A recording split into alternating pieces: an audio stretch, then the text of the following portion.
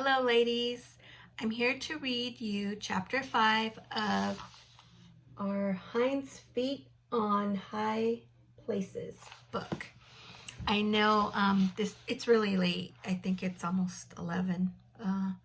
So you probably won't get this till tomorrow, but I know some of you are ready, so I wanted to go ahead and read the next chapter. Just to recap, last chapter, the shepherd left much afraid with 2 new guides to get her to the high places, which is sorrow and suffering. And much afraid was so upset about this. But in this next, she accepted it though, because she knew that the shepherd would she trusted the shepherd to do the right thing for her. And at the very end of the chapter, it mentions how some of the most important development in our lives is done in secret and when nobody's looking. And so she's going to make this journey with these 2 guides, sorrow and suffering. And God's going to do an amazing, or the shepherd is going to do an amazing work in her life. And God does amazing works in our lives when we are going through sorrow and suffering. And those works are done in secret. Nobody can see what's going on in our lives. Nobody can see the surgery that's taking place in our hearts. But God is so faithful to do that work. So here we go. Chapter 5 is called Encounter with Pride. From the very beginning, the way up the mountains proved to be steeper than anything Much Afraid had supposed herself capable of tackling, and it was not very long before she was forced to seek the help of her companions. Each time she shrinkingly took hold of the hand of either sorrow or suffering, a pang went through her. But once their hands were grasped, she found they had an amazing strength and seemed able to pull and even lift her upwards and over places which she would have considered utterly impossible to reach. Indeed, without their aid, they would have been impossible even for a strong and sure-footed person. It was not very long, too, before she began to realize how much she needed their help in another way. For it was not only the steepness of the climb and her own lameness and weakness which made the journey difficult. To her surprise and distress, she found there were enemies to meet on the way, who would certainly have succeeded in making her turn back had she been alone. To explain this, we must now go back to the Valley of Humiliation and see what was happening there.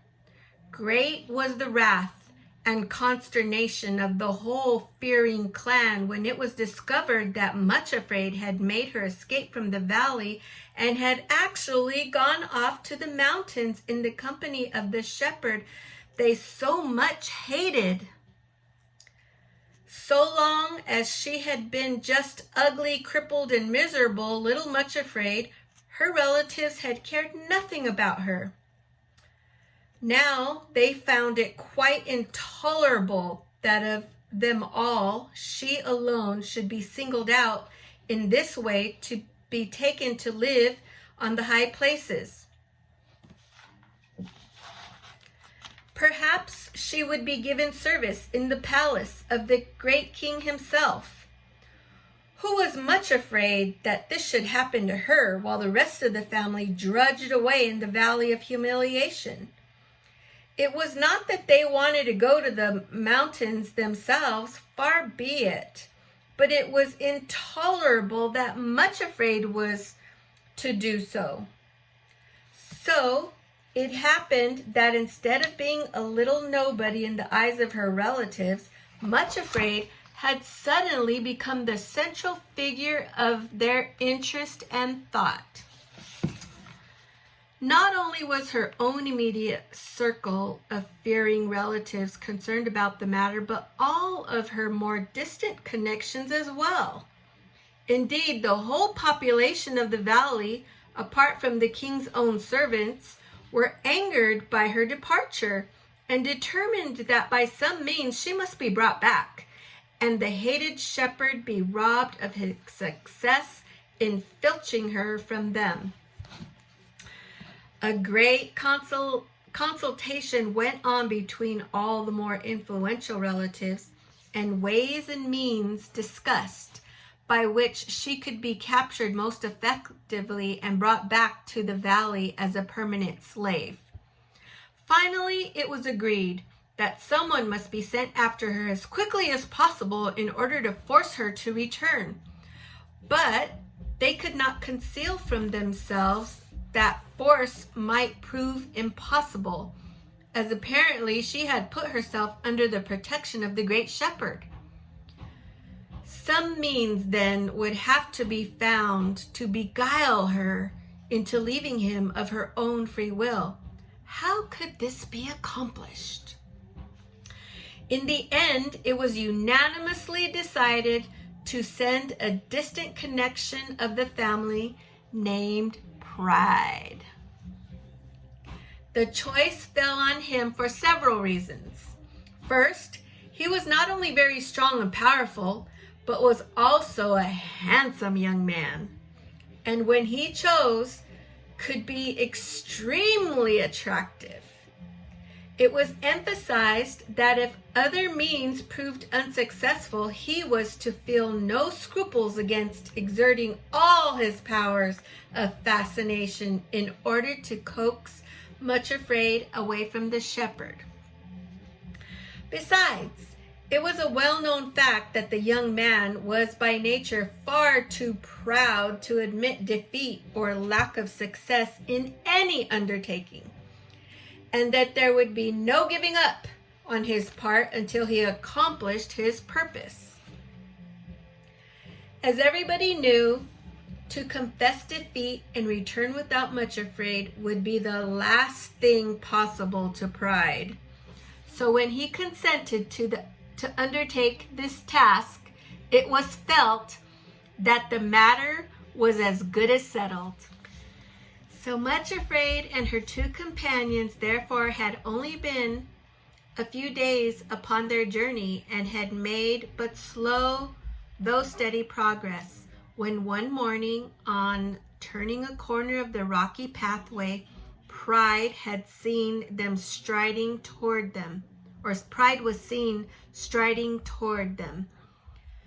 She was certainly surprised and discomfited at this unexpected apparition, but not unduly alarmed. This cousin had always so disdained and ignored her very existence that at first it never occurred to her that he would even speak to her, but expected to see him pass by in the same haughty manner as usual.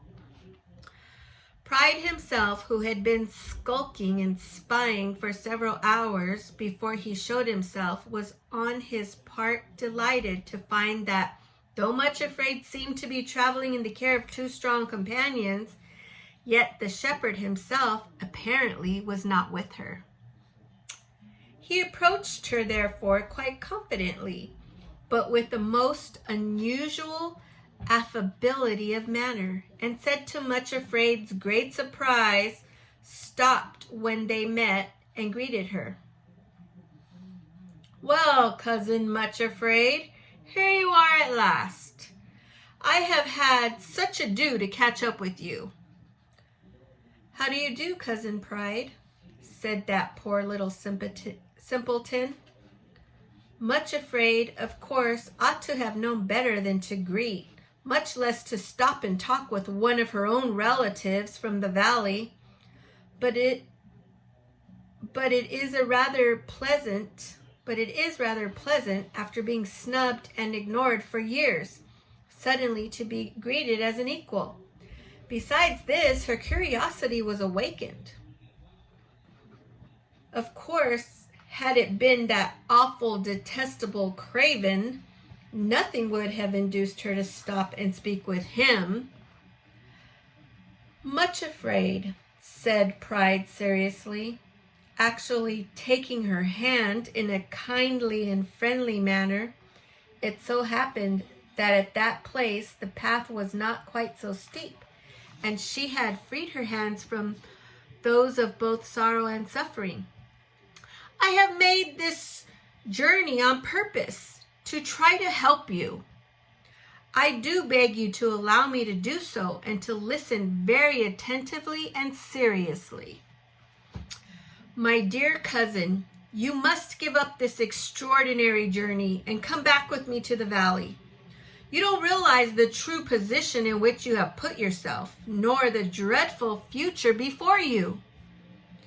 The one who has persuaded you to start this improper journey, Pride could not even bring himself to mention the shepherd by name, is well known to have seduced other helpless victims in the same way. Do you know what will happen to you, Much Afraid, if you persist in going forward? All those fair promises he has made about bringing you into his kingdom and making you live happily ever after will prove false. When he gets you up to the wild, desolate parts of the mountains, he will abandon you altogether, and you will be put to lasting shame. Poor Much Afraid tried to pull her hand away, for now she began to understand the meaning of his presence there and his bitter hatred of the shepherd. But as she struggled to free her hand, he only grasped it tighter. She had to learn that once pride is listened to, struggle as one may, it is the hardest thing in the world to throw him off. She hated the things that he said, but with her hand grasped in his, they had the power to sound horribly plausible and true. Does she not often find herself in her heart of hearts thrusting back the same idea and possibility which pride was suggesting to her? Even if the shepherd did not abandon her, and that she could not believe, might it not be that he who did allow sorrow and suffering to be her companions would also allow her, for her own soul's good, of course, be put to shame before all her relatives and connections? Would she not almost certainly exposing herself to ridicule? Who could know what the shepherd might allow her to go through for her ultimate good, perhaps, but not quite unbearable to contemplate? It is a terrible thing to let pride take one by the hand. Much Afraid suddenly discovered. His suggestions are so frightfully strong, and through the contact of touch, he can press them home with almost irresistible force. Come back, Much Afraid, he urged vehemently. Give it up before it is too late. In your heart of hearts, you know that what I am saying is true, and that you will be put to shame before everybody. Give it up while there is still time. Is a merely fictitious promise of living in the high places worth the cost you are asked to pay for it? What is it that you seek there in that mythological kingdom above? Entirely against her will, and simply because he seemed to have her at his mercy, Much Afraid let the words be dragged out of her. I am seeking the kingdom of love, she said faintly. I thought as much, sneered Pride. Seeking your heart's desire, eh? And now, Much Afraid, have a little pride. Ask yourself honestly, are you not ugly and deformed that nobody, even in the valley, really loves you? That is the brutal truth. Then how much less will you be welcomed in the kingdom of love, where they say nothing unblemished, beauty and perfection is admitted. Hold up, I read that part wrong. then how much less would you be welcomed in the kingdom of love, where they say nothing but unblemished beauty and perfection is admitted? Can you really expect to find what you are seeking? No, I tell you again that you feel this yourself and you know it. Then be honest and at least and give it up. Turn back with me before it's too late. Poor, much afraid. The urge to turn back seemed almost irresistible, but at that moment when she stood, held in the clutch of pride, feeling as though every word he spoke was the hideous truth, she had an inner vision of the face of the shepherd. She remembered the look with which he had promised her, I pledge myself to bring you there, and that you shall not be put to shame. Then it was as though she had heard him again repeating softly, as though looking at some radiant vision in the distance, Behold, thou art fair, my love. Thou hast dove's eyes. Thou art all fair, my love. There is no spot in thee. Before Pride could realize what was happening, Much Afraid uttered a desperate cry for help and was calling up the mountain, Come to me, shepherd. Come quickly. Make no tarry, O my Lord. There was a sound of loose rattling stones and of prodigious leap, and the next moment the shepherd was on the path beside them, his face terrible to look at, his shepherd's staff raised high above his head.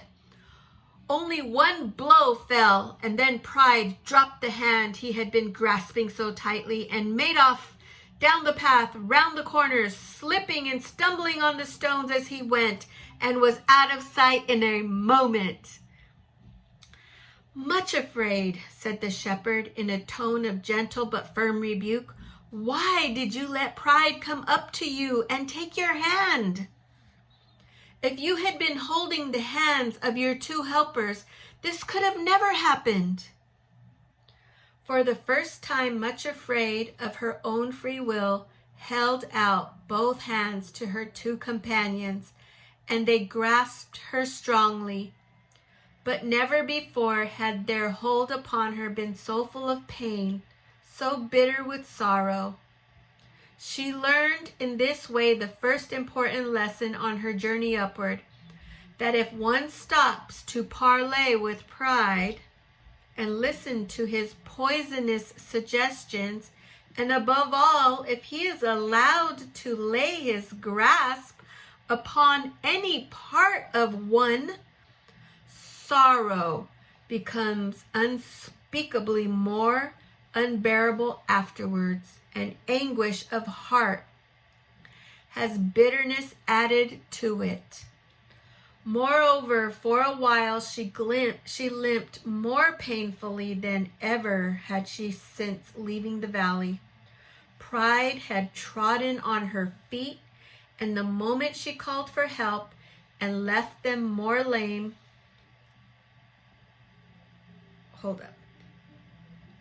Pride had trodden on her feet at the moment she called for help and left them more lame and more sore than ever. Wow, that's the end of chapter 5. And how amazing and what a great lesson to learn about pride. Pride is so deceitful. It seems like it makes sense when it comes. It seems like it makes sense when it comes to feed you lies about the love of God or about the assurance of God, and it makes you want to feel like it knows better. But man, if we give in to it, if we listen to the lies, we are going to experience so much bitter sorrow in the end. And I know many of us, if we think about it, if we think about the times where we allowed pride to come in and lie to us and make us feel like a little bit confused and doubt God, doubt that he can do what we've heard so many times that he can do for us. If we allow pride to lie to us and make us doubt, man, we'll miss out. We won't learn. We won't experience the miracles that God can do for us. So that was a pretty sobering chapter for us to just really think about. Being careful not to allow pride to come, give him any attention, especially not lay hold of any part of us. So I hope you enjoyed that. Chapter 5 is, or that was chapter 5. So chapter 6 is Detour Through the Desert. Oh, I don't know what that desert's going to be about, but I'm sure it ain't going to be easy or good. Anyways, love you guys. See you next time.